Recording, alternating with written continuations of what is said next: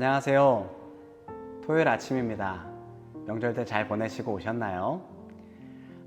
저는 명절을 지내면서 몸이 여러 곳이 좀 쑤시더라고요. 최근에 허리도 쑤시고 손목도 아프고 너무 온 몸이 다 쑤셨습니다. 젊은 목회자가 뭐 이렇게 온몸이 쑤실까 싶으시겠지만 최근에 제가 저를 돌아보니까 컴퓨터 화면도 많이 보고 또 모니터도 이렇게 많이 보다 보니까 자세가 좀 좋지 않았던 것 같아요. 몸에 이상 징후가 좀 생겼던 것 같습니다. 몸이 아프다는 것은 일종의 신호입니다. 우리 몸이 보내는 우리의 신호죠. 마치 이런 것 같아요. 주인님, 몸이 지금 쉬어야 할 때입니다. 지금 몸을 너무 무리하게 쓴 것 같아요. 그러니까 적절한 쉼이 필요하고 주인님의 몸을 돌아봐야 됩니다. 라는 우리 몸이 보내는 일종의 신호인 셈이죠. 여러분도 아시겠지만 신호등이 있습니다. 신호등은 빨간불일 때는 건너지 않고 파란불에 건너야 됩니다. 근데 어쩌다 빨간불에 건너시는 분들도 간혹 계시더라고요. 그런데 빨간불에 건너서 상황이 좋거나 어떠한 조건들이 맞아서 우연치 않게 위험을 넘어갈 수는 있어요. 그런데 우리는 알고 있습니다. 지속적으로 신호를 무시하게 되면 결국에는 사고로 이어질 수 있다는 것들을 잘 알고 있습니다. 몸이 아픈 것이 신호이듯이 우리의 영에도 하나님께서 신호를 주시는 것 같습니다. 성령님을 통해서 교회, 기도, 환경, 또 교회 리더들을 통해서 말씀을 통해서 우리에게 신호를 주시지요. 그런데 이 신호를 무시하면 어떻게 될까요? 처음에 몇 번은 괜찮을지도 모릅니다. 그러나 시간이 지나면 문제가 생길 수도 있는 것이죠. 몸이 아프면 고치면 되고 회복할 수 있습니다.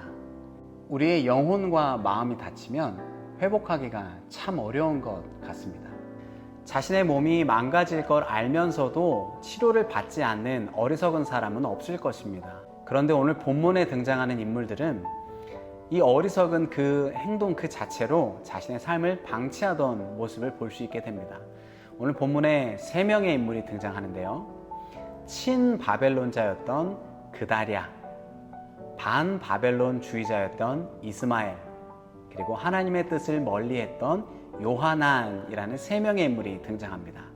이 세 인물을 통해서 우리가 함께 나눌 첫 번째 말씀은 이것입니다. 영적 신호에 민감하게 반응하라 라는 것이에요.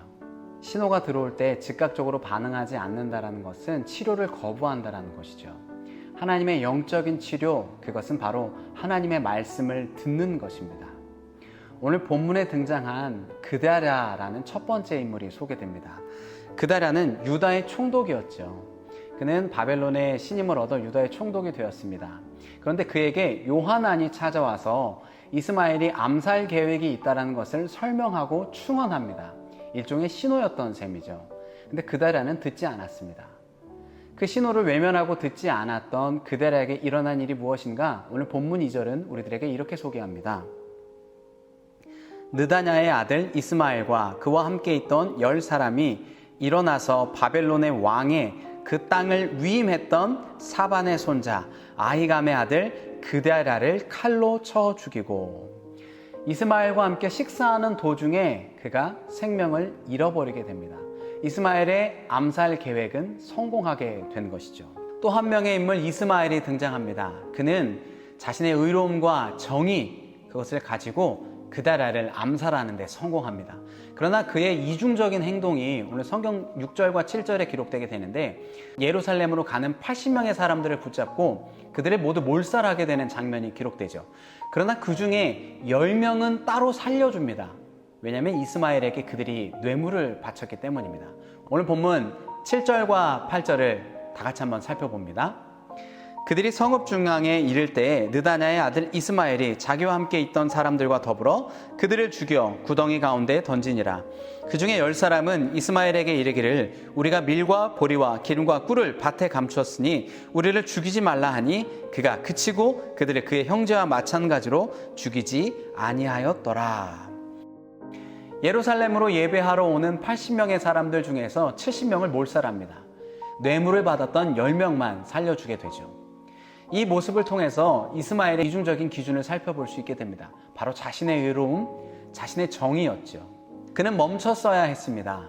그러나 그는 이 신호를 무시한 채로 멈추지 않았습니다. 그리고 그 결과는 수많은 사람을 죽이는 참혹한 결과로 이어지게 되죠.